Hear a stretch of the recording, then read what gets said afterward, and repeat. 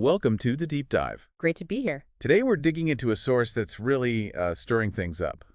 It's Jonathan Haidt's The Anxious Generation. Subtitle, How the Great Rewiring of Childhood is Causing an Epidemic of Mental Illness. Quite a title. It is. And look, we know you want the essence of this quickly, so think of this as your fast track to understanding Haidt's main arguments. And importantly, what he thinks we should actually do about this situation. Right. Our goal here is really to pull out the critical stuff from Haidt's book. To figure out, what factors does he pinpoint for this big rise in youth mental health issues since the early 2010s. And crucially, what are his suggested solutions? We want to give you those aha moments without feeling totally buried in data. So let's get into it. The core claim, the central thesis of the book. Is this really startling increase in anxiety, depression, self-harm, even suicide among adolescents? Starting roughly around 2010, maybe 2012. Yeah, he flags that specific period. And it's not just a small bump he's talking about. No, he frames it as a profound shift. And critically, Haidt argues this isn't just about us getting better at diagnosing these things. That's a key point, isn't it? He's saying the actual behaviors have increased. Exactly. He cites data, for instance, showing a really significant percentage jump in reported anxiety among teen girls since that time. It's not just relabeling things kids always felt. Right. It points to a real change in their well-being, their lived experience. And another striking thing, this isn't isolated. It's not just happening in, say, the U.S. No, he stresses it's a global trend, although maybe particularly strong in English-speaking countries. Which is interesting in itself. Why there? Well, he suggests links to how technology rolled out, perhaps cultural factors, but the data points that way. And also the impact seems uneven. It's hitting girls harder. That's what the data consistently shows, yes. Yeah. A much steeper rise for adolescent girls compared to boys over that same period. Okay, and one more piece here. This spike isn't showing up in older age groups. Correct. Adults, older adults. They're not seeing the same dramatic increases. Which really points the finger at something generational, doesn't it? It strongly suggests the causes are tied to experiences specific to this younger cohort, things that changed for them. Okay, so what are those things according to Haidt? He focuses on two huge shifts. Two big transformations in childhood. The first one actually starts quite a bit earlier. He calls it the decline of the play-based childhood. Right. This idea that unsupervised free play used to be central to growing up. And that it served a really vital function. Absolutely essential, in Haidt's view. He argues that this kind of play, exploring, taking small risks, figuring out social stuff on your own, it acts like a kind of stress inoculation. Kids encounter manageable challenges. And they build coping skills. Yeah. Resilience. Exactly, so that later, bigger anxieties don't feel quite so overwhelming. They've had practice. But he says that started to change. When does he trace that back to? He points back to the 1980s with the rise of what he terms safetyism. Safetyism. Right. That's the idea that protecting kids from any harm became the absolute top priority. Yeah, above almost anything else, leading to, less freedom to roam, more structured activities. Less just going out to play. More helicopter parenting, maybe. Or just a cultural shift towards constant supervision and risk avoidance. Think fewer kids walking to school alone, more organized sports instead of pickup games. And the intention there is obviously good. Protect kids. Of course. But Haidt's argument is about the unintended consequences. That by trying to shield them from all risk, we might have accidentally hindered their development of crucial skills. Emotional regulation, problem-solving, independence. They missed out on learning how to handle small failures or navigate tricky social things without an adult stepping in immediately. Yeah, those essential experiences for building that internal toolkit. Okay, so that's the first major factor, the decline of free play and the rise of safetyism sort of setting the stage. Laying the groundwork, perhaps making kids a bit more vulnerable. And then around 2010, 2012, the second big factor hits. The second shock to the system. The smartphone and social media. The phone-based childhood. This is where it gets really, concerning for a lot of parents today. And Haidt identifies four main pathways. Four specific harms he sees coming from this shift. Okay, what's the first one? Social deprivation. Which sounds counterintuitive, right? Social media. But he means less real face-to-face interaction. Exactly. Hours spent scrolling, texting, curating profiles. It replaces time spent actually with people, in person. Yeah. Learning body language, tone, navigating awkward silences. All that stuff. Building deeper bonds that maybe require that physical presence. Okay, social deprivation. What's number 2? Sleep deprivation. This one feels pretty intuitive to most of us. Oh, yeah. Screens before bed, notifications buzzing. He digs into the science there, how the blue light affects melatonin, delaying sleep onset. And just the temptation to keep scrolling instead of switching off. Right. And poor sleep is massively linked to poor mental health, anxiety, depression, irritability. Definitely. Okay, third harm. Attention fragmentation, the constant switching, the notifications, the multitasking. Training our brains for distraction, essentially. He argues it makes sustained focus on homework, on a conversation, on anything much, much harder, especially for developing brains. I think adults feel that too, honestly. Absolutely. But the impact on a brain still wiring itself might be even more profound. Okay, and the fourth harm. Addiction.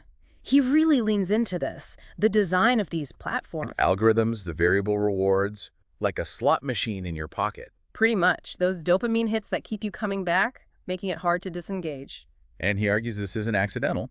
It's often by design to maximize engagement. Leveraging known psychological vulnerabilities, particularly potent for younger users whose self-control isn't fully developed. Wow. So, social deprivation, sleep deprivation, attention fragmentation, and addiction. That's quite a list. It is, and he adds one more kind of overarching concept too. Which is?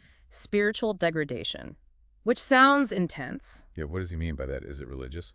Not necessarily, no. It's more about the erosion of deeper shaman needs. Like what? Like genuine connection in the real world, shared experiences in physical spaces, a sense of belonging to a tangible community. Things that maybe the online world doesn't quite replicate in the same way? Exactly. The curated, often superficial nature of online interactions can lack the depth, the messiness. Their fearness of real life. Yes, that sense of shared physical reality. He argues that its absence contributes to feelings of emptiness, isolation, maybe a lack of meaning. Okay, that's a lot. It paints a pretty bleak picture of the last decade or so for young people. It's definitely a concerned perspective backed by the data he presents. But crucially, he doesn't just diagnose the problem. He does propose solutions. Thankfully, yes. And his approach isn't just one single fix, it's multifaceted. Which makes sense, given how complex this seems. And a key theme is collective action. He really emphasizes that individual families can't solve this alone. It requires broader changes. Right, so who needs to act? He points fingers, basically. Well, he outlines roles for different groups.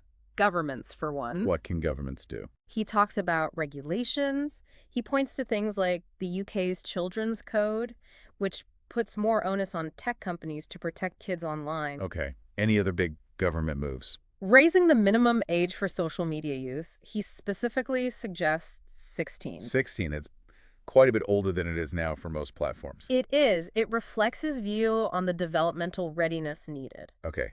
Governments. Who else? Tech companies. Big time. He calls on them to create much better, actually effective parental controls. Not just ones kids can easily bypass. Right, and also crucially, to change the design of their platforms. How so? To make them less addictive.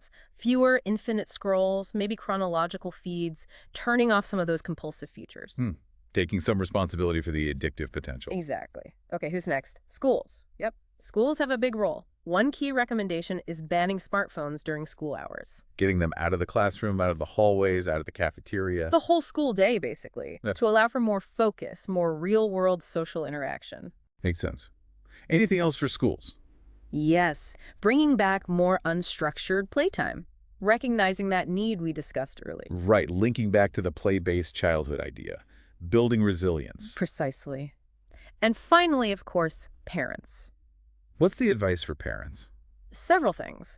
One big one is delaying giving kids smartphones for as long as possible. Easier said than done sometimes, with social pressure. Which is why the collective action piece is so important. Okay, like that wait until 8th pledge. Exactly. That's a perfect example. Parents banding together so no single kid feels left out if they don't have a phone in, say, 6th grade. Creates a new norm. What else for parents? Encouraging lots of outdoor activities, real-world interactions, face-to-face time. Counterbalancing the screen world. And fostering independence, letting kids take small risks, navigate things on their own more, pushing back against that safetyism impulse a bit. Right. Letting them build those coping skills themselves. It's a comprehensive set of recommendations, really touching all parts of a child's environment. It definitely is. Now, this book, The Anxious Generation, it hasn't landed quietly, has it? Not at all. It's generated a huge amount of discussion and debate. Which is probably a good thing, ultimately, getting these issues talked about. Absolutely. There's been a lot of praise for Haight's research, the way he synthesizes information, and just the urgency of his call to action. People feel like he's put his finger on something really important. Yes. But there has also been pushback, or at least alternative perspectives. Like what? Some researchers question if the causal link between tech and mental health is quite as direct or strong as he argues. Suggesting maybe other factors are also playing a big role. Economic anxiety, academic pressure, global instability. Exactly. Or that the relationship is more complex, maybe correlational, rather than strictly causal in some cases. It's an active area of research and debate. Sure, science is rarely completely settled overnight on complex issues. Very true. But regardless of where people land on every single point. You can't deny the book's impact. No, it's clearly resonated. It's influencing policy talks, school decisions, and definitely how parents are thinking about technology. Sparking initiatives, conversations. For sure. And if you listening want to explore his arguments further, see the data, find resources, Where should they go? his website is the best place. It's jonathanhaidt.com. jonathanhaidt.com. Okay, good resource. Loads of information there.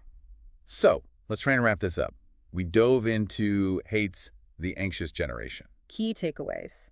He sees two main drivers for the youth mental health crisis. First, the loss of that unsupervised, play-based childhood driven by safetyism. Second, the arrival of the phone-based childhood around the early 2010s, bringing those four harms: social, sleep, attention, and addiction issues. And his solutions aren't simple fixes, but this call for collective action. Governments, tech companies, schools, parents, everyone playing a part to rebalance childhood. Delaying phones, promoting play, redesigning tech, setting boundaries. Yeah, a whole suite of changes aimed at fostering healthier development. So, maybe a final thought for you, our listener, to chew on.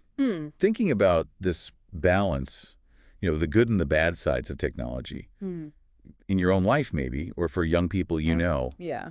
what's one small change, maybe even a tiny adjustment, Yeah. that could nudge things towards a slightly healthier, maybe more connected experience? That's a really good question. Not about throwing tech away entirely, but finding that better balance. Exactly. Something practical to think about. Definitely food for thought.